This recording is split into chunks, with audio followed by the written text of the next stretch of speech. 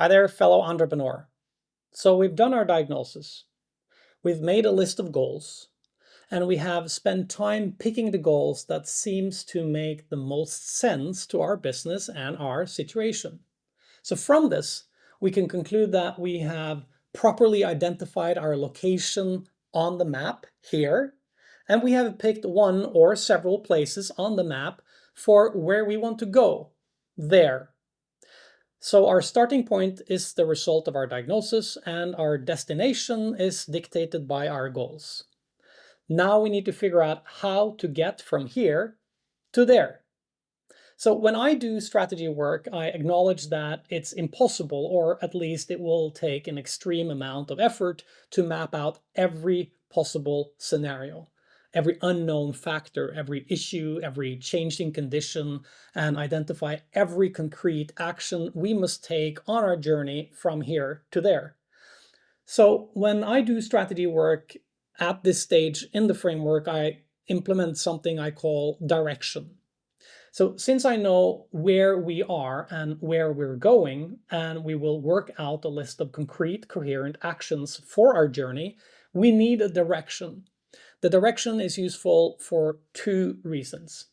It guides us in the work we will do to form a list of concrete actions, but most importantly, it guides everyone involved in the journey to effectively solve problems and make decisions along the way, following the direction that we have set.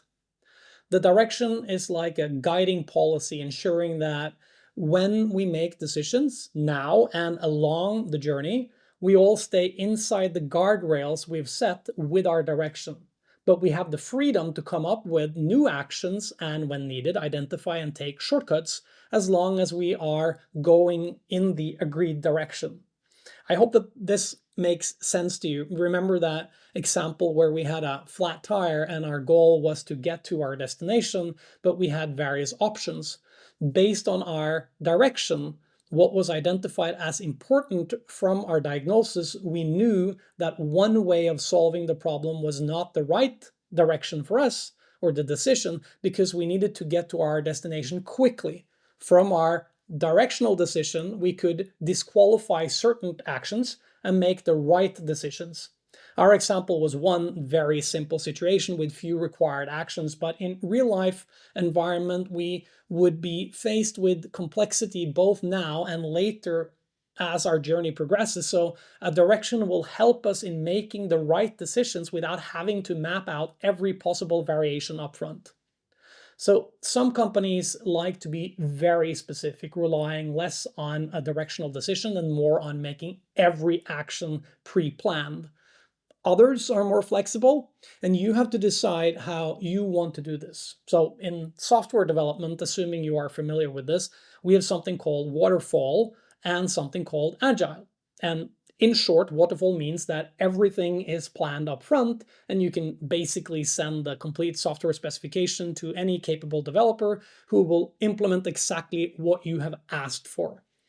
If you forgot to map out something and forgot that crucial back button on a screen, the user of the software, they may be stuck, rendering your software useless. So in agile development, you set the goals for the software and map out the direction and work with customers and developers in an interactive process to ensure what you make will actually function as needed, allowing for decisions along the way to ensure that the crucial back button is identified and implemented. And there are pros and cons to both of these methods, but in context of strategy work, I will say that it is impossible to identify every required action up front, and trusting your team to solve problems along the way, as long as they know what the goal is and have a good guiding policy, so a directional decision to follow, we can benefit from each person's understanding of the current situation and allow them to solve problems along the way to the benefit of the whole process. Now, since each business, each diagnosis, and the list of goals are unique, it's hard to dictate what the direction will look like for your process. But here are some examples. So if a company has extensive engineering capacity, from its rockstar development team, it may be advisable to set the direction, that guiding policy, that any software development needed to achieve the set goals will be developed internally versus buying external development capacity. If a company has unlimited financial resources but lacks several key competencies needed to achieve their goals, buying external help from a trusted partner may be a guiding policy that aids the execution, as external parties can provide rapid ramp up versus the lengthy process of recruiting full-time employees. If a company relies on rapid customer adoption of new concepts more than delivering higher quality, the company may adapt the guiding policy of moving fast and breaking stuff, accepting the backlash versus spending significant resources on quality, failing to create or catch the next megatrend. Will you walk the path to the mountain peak, or will you accept to order a helicopter? What rules apply when people need to make unforeseen decisions along the way? This is why you make directional decisions and set a guiding policy for your organization when it comes to forming and executing your strategy. Are there rules to how we can make our decisions? Are there specific limitations or possible shortcuts that we are allowed to utilize? So if you find it hard to formulate a direction at this stage, that's completely okay.